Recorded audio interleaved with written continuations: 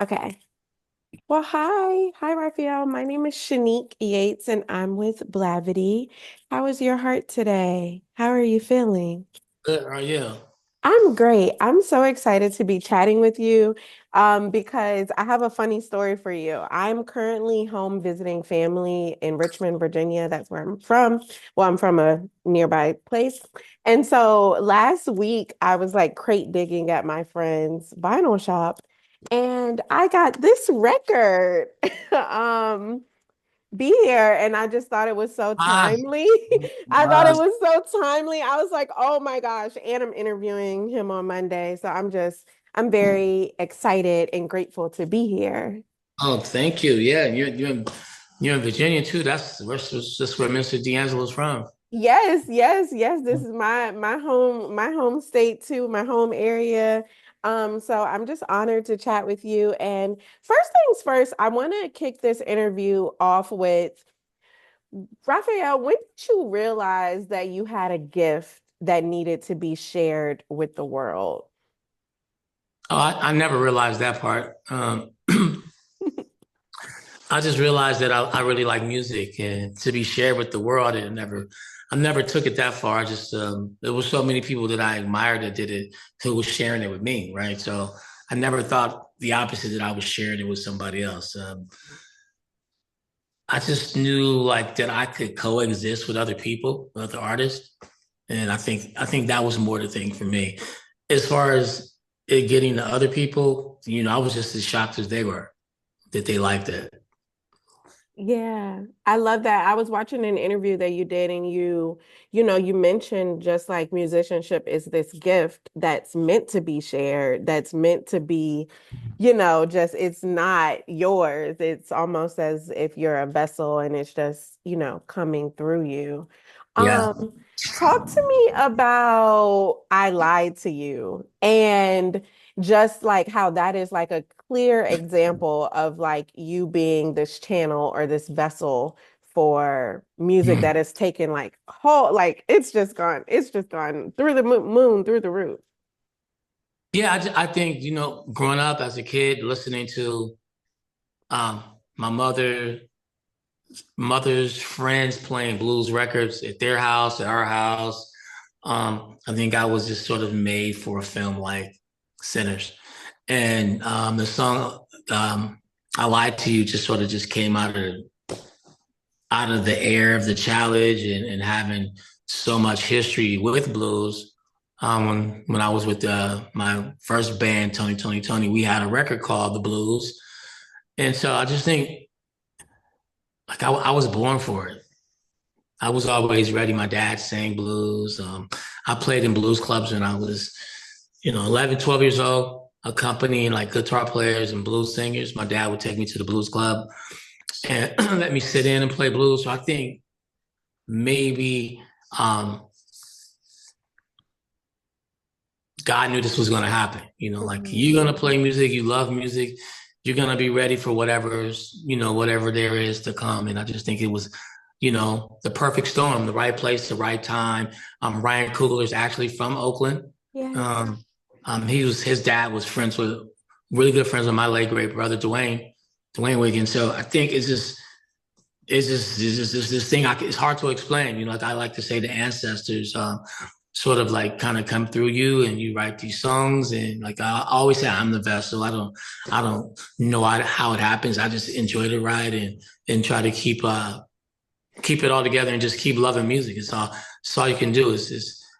I like to like the Lord of the Rings or the Hobbit. I like to see myself like the Hobbit. Like you know, everybody can wear the ring because there's so much power in it, and you got to be able to control it. And I spend more time controlling that part of it, the power of music, the power of industry, the power of it, like keeping a humble spirit and keeping what got me here, just keeping my head down and keep my head up and working on music, working on life, working with my family, talking to my nieces and nephews, and just try to keep it 100. That's just what I try to do.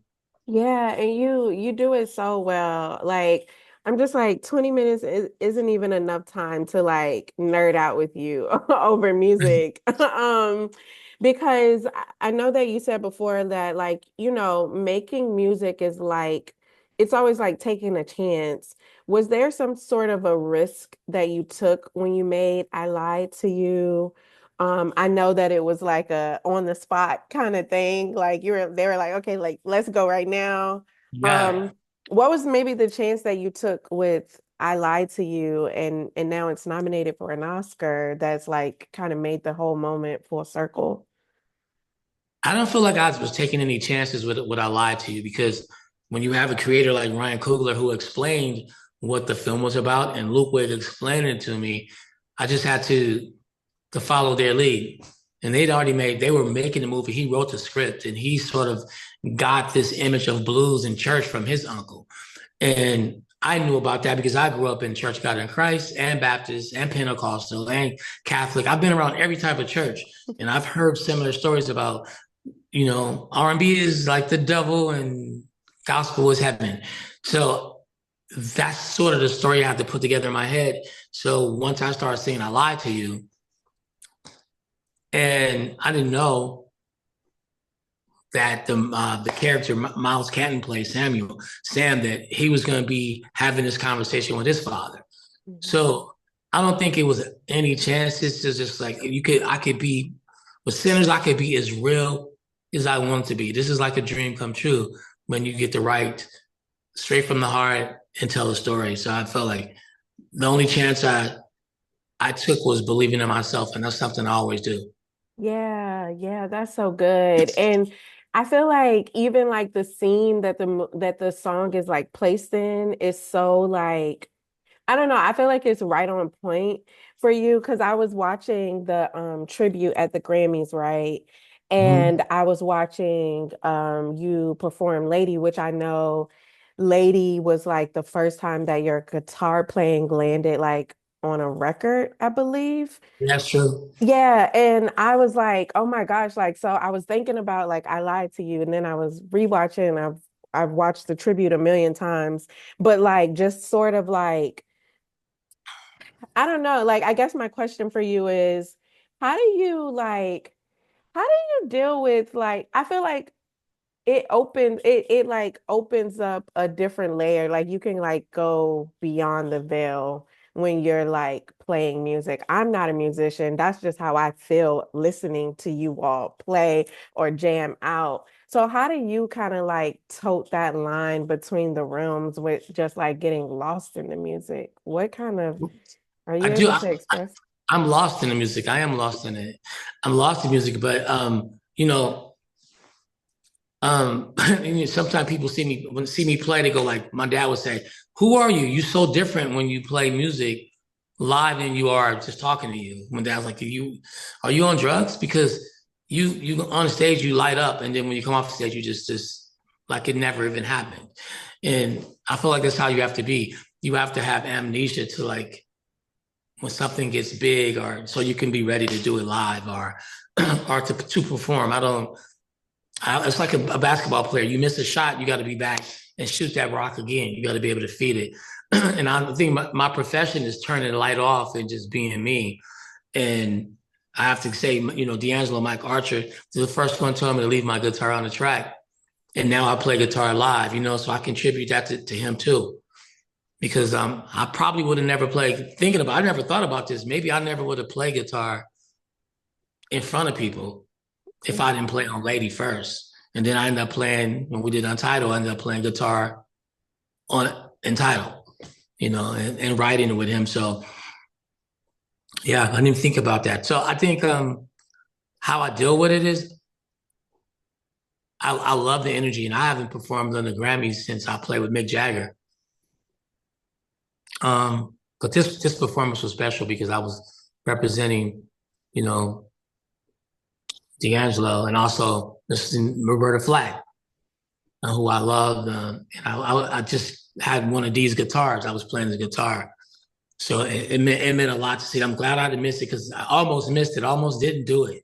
Oh my gosh. Yeah, I almost didn't do it, but it worked out, and we were able to do it. His band Vanguard were all there. Sharky from Chicago, Sharky Isaiah, who put it together, and and we sort of made sure that it was right for us too. And Lauren was such a sweetheart, Miss Lauren Hill, like the sweetest. She's a sweet person, So it worked out. The love was in the whole room with all of us, and we went up there collectively and just lifted it. And I could feel the energy of the people talking about it today. I'm so glad I did it. But really, I really wanted to honor those two people. And Mr. Mike Archer, I definitely wanted, like, he I know he's up there doing like peace, right? Yeah. Just effortlessly cool. And I love the lady video. Even though like I was born in 92, like listening to Brown Sugar, what's crazy is I'm based in Atlanta and I spend a lot of time between Atlanta and LA. So I was home in Richmond in July. So I was like, oh, it's the 30th anniversary of the Brown Sugar album. So I like brought some friends together at my friend's vinyl shop where I got like this record last weekend. All right.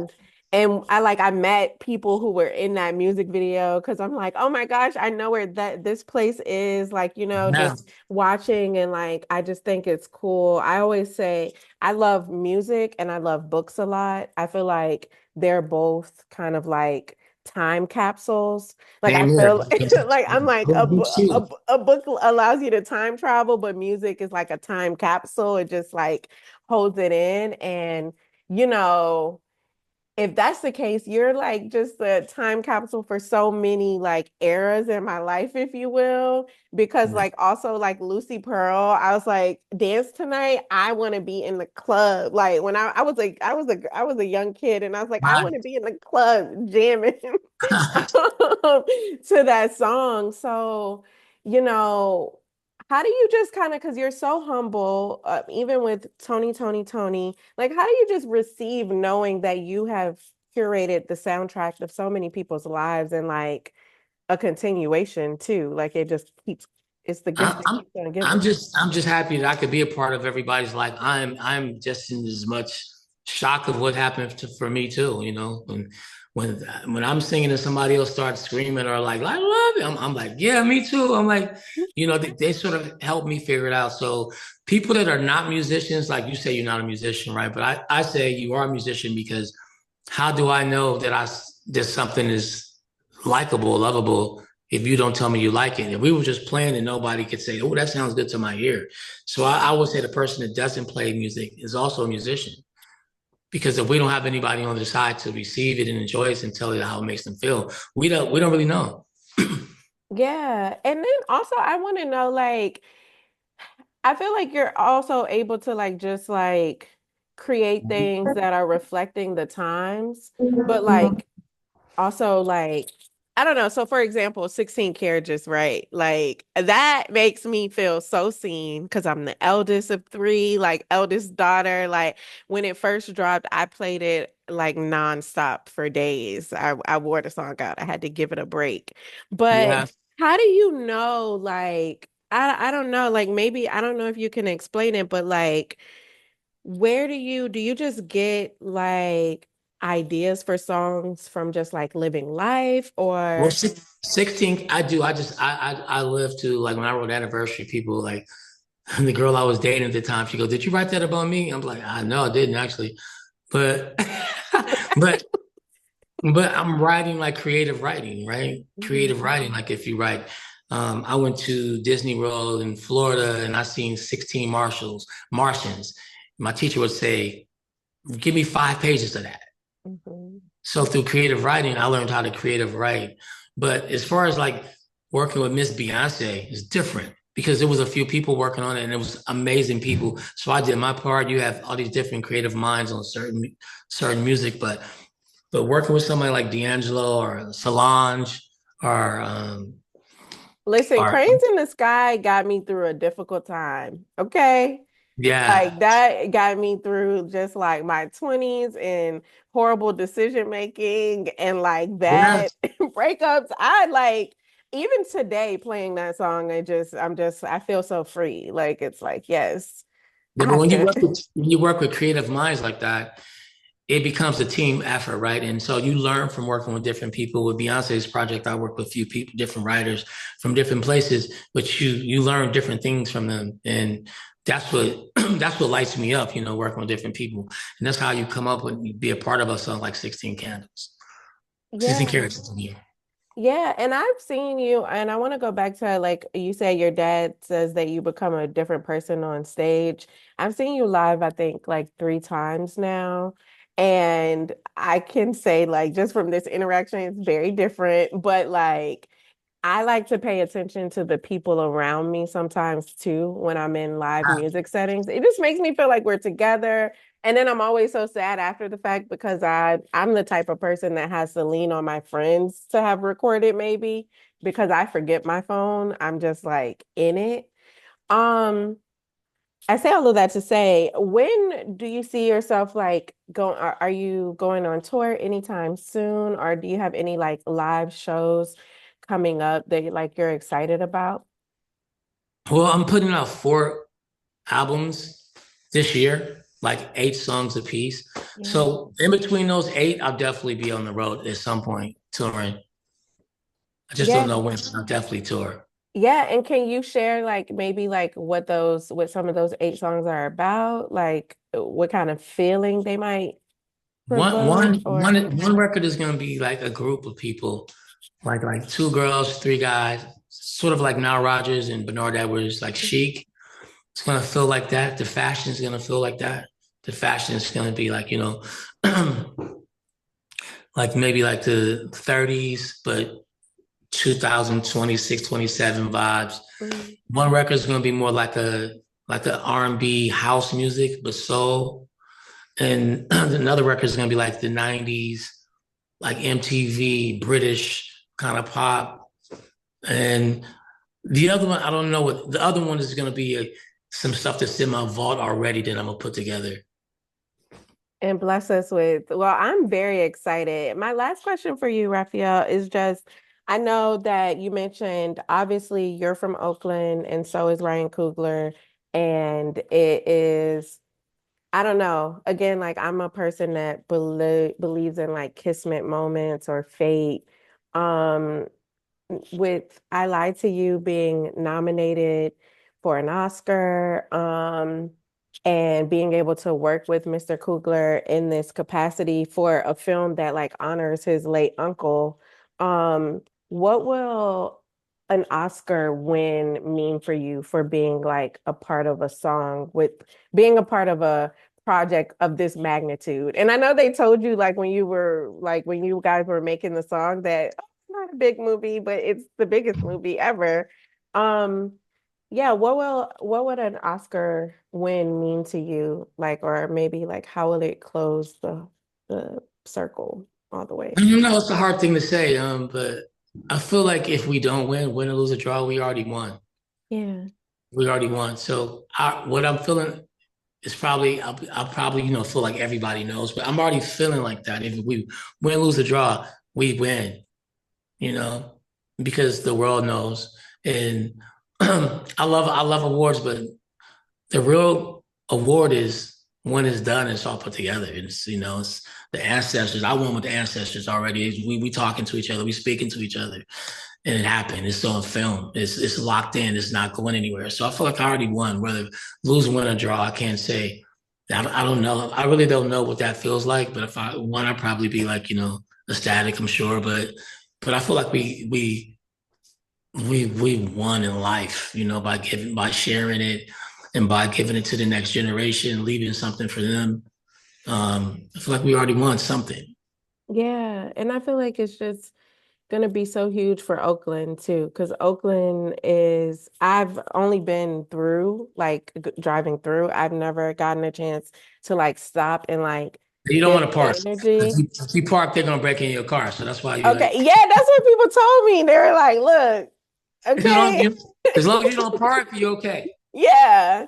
Yeah, but I'm just grateful for people like yourself, for people like Ryan and even like Sly Stone, my initials spell Sly. Like I'm just Mhm. grateful for you all because I come from a very small town in Virginia, and like your music has allowed me to travel before I've like been able to travel in this space. So help me to Absolutely. dream big. So thank you so much. Thank you too. Thank you. Of course, have a good Thank you one. You so too. much. Bye. Okay.